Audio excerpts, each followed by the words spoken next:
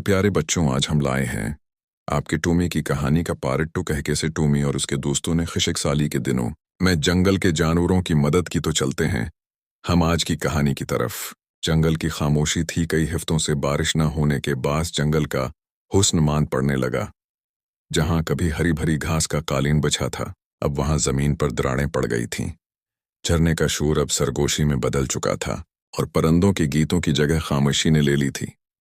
एक शाम जब सूरज की आखिरी करने भी जंगल को अलविदा कह रही थीं, चारों दोस्त टोमी के घर के बाहर उठे बैठे थे।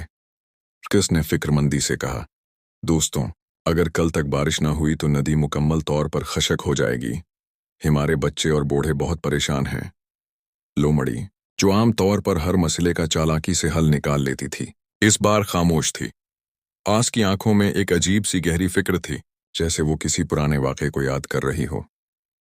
बंदर दरख्त की ऊपर वाली शाख पर बैठा दूर उफ़्क़ को तक रहा था, जैसे वो बारिश के बादल ढूंढ रहा हो।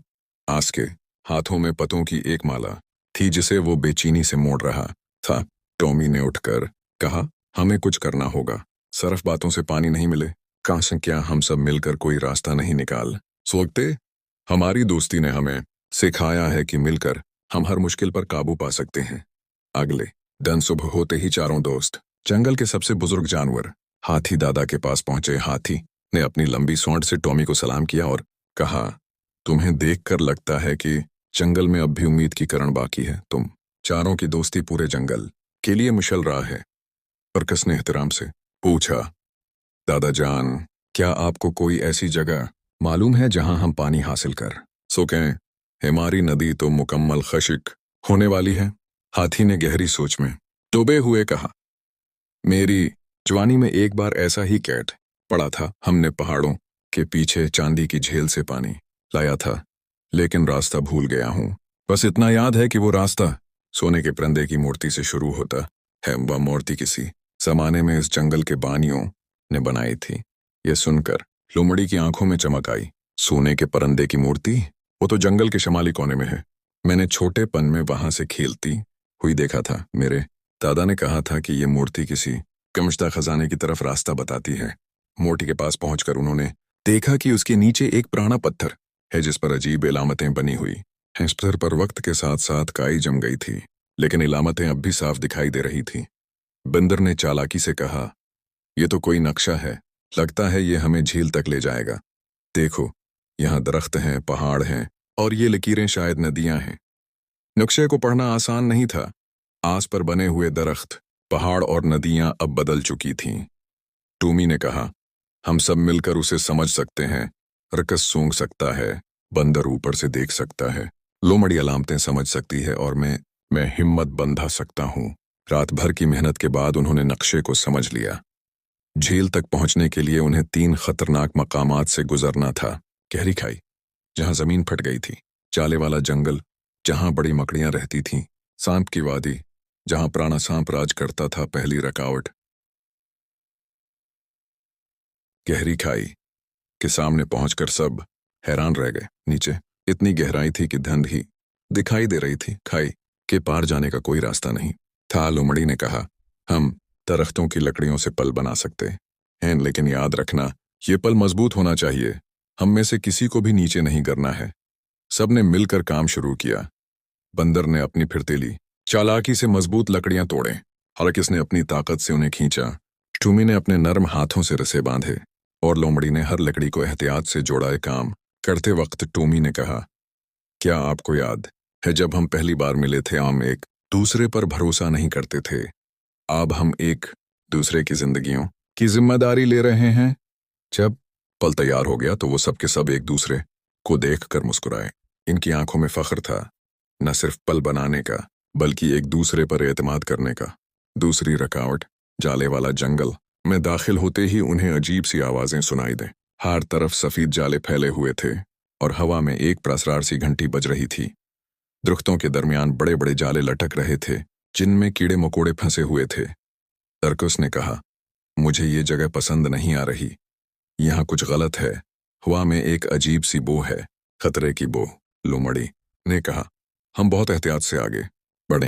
ये जाले किसी बड़ी मकड़ी के हैं। मैंने अपने बचपन में ऐसे जाले देखे थे।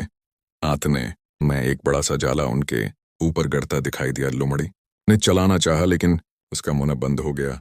जाले ने उन सबको अपने अंदर कैद कर लिया था।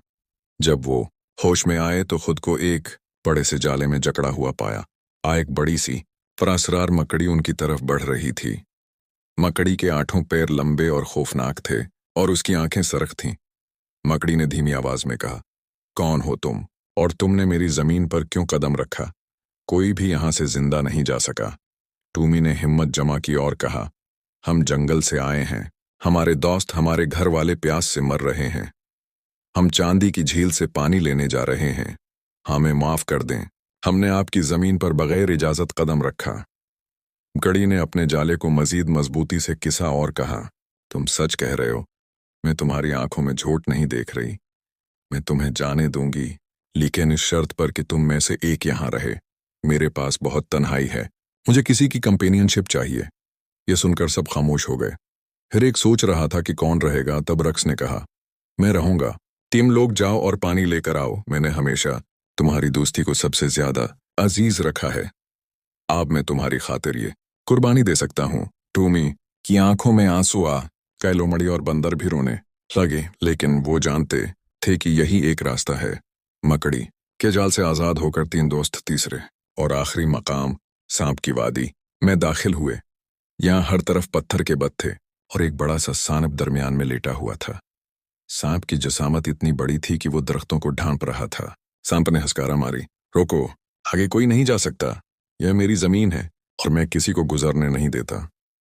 लुमड़ी ने आजिजी से कहा, हम सिर्फ पानी लेने आए हैं। हमारा एक दोस्त हमारी खातिर कुर्बानी दे रहा है। हम वापस जाकर उसे जरूर बचाएंगे। हम आपसे इल्तजा करते हैं, हमें जाने दें। सांप ने अपना सिर उठाया और गौर से उन्हें देखा।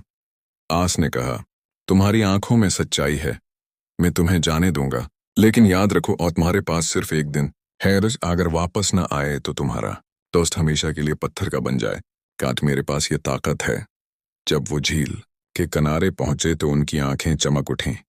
पानी इतना साफ था कि उसमें आसमान और बादल साफ दिखाई दे रहे थे।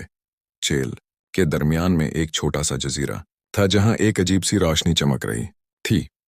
बंदर ने तेजी से दरख्तों पर छलांग लगाई और जजीरे तक पहुंच गया।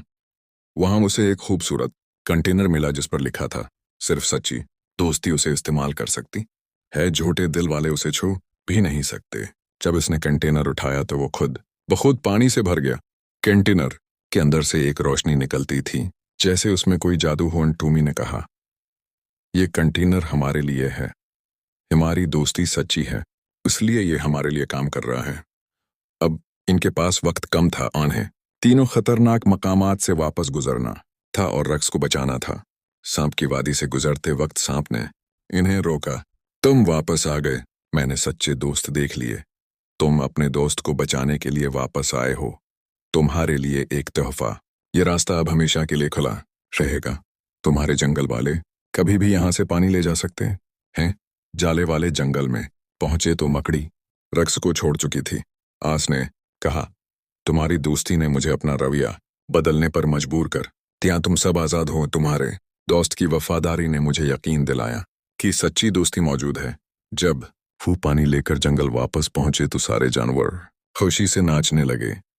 पानी को देखते ही अजीब सी ताजगी जंगल में फैल गई। दरख्तों ने हरियाली अख्तियार की, फूल खुलने लगे और परिंदे गाने लगे।